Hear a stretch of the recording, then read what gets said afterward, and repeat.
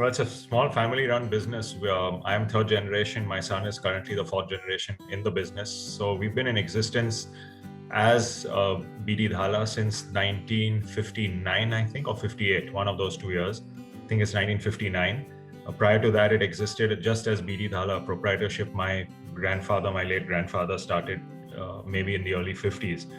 So in its current avatar, it's more than 60 years old. We shifted from partnership to a private limited about 15 years ago, and currently have a turnover of little over 50 CR. We generally we don't use trucks from the open market as a business model, because the sort of trucks we have are either specialized in some way or the other, or else the service is specialized, which means I can't rent a truck with a driver from the outside and have the sort of control and give them the sort of service, the clients, the service I want. Most of the clients, or many of the clients I do work for, also insist that the assets be owned by the vendor. So it doesn't give me the flexibility of using trucks from the open market. And we feel that this is what's worked best for us over the year.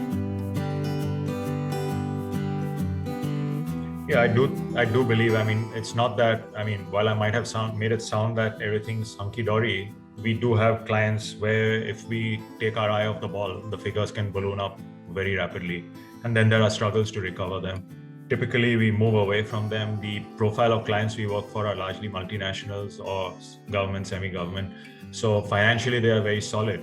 So it's never a question of do they have the money to pay you, or do they have the inclination to pay you? It's more a question of, are your papers, are you pushing them hard enough to make sure that it keeps coming? Your question, yes, focus on collectibles or collections is definitely an important part of the business.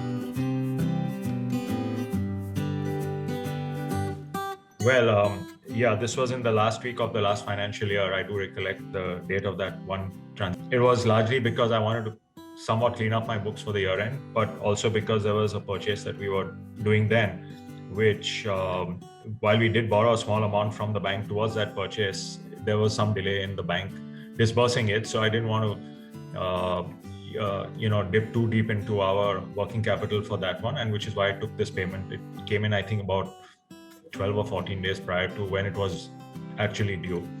So that's the reason why I took that, number one. Number two, it was pretty smooth.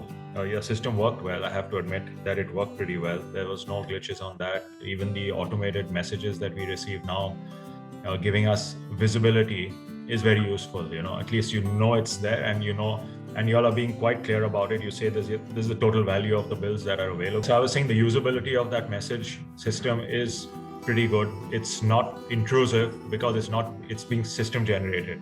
So it's not going to keep on and on hammering you repeatedly. Dear sir, have you seen it, and have you responded, and what are your thoughts, and that sort of thing. You give me the picture, and then the decision is mine. But the picture is very clear, so that's a good thing that you all have either devised or has been the process. So I do get that, and that gives you a sense of comfort and clear sense of visibility on the whole offering that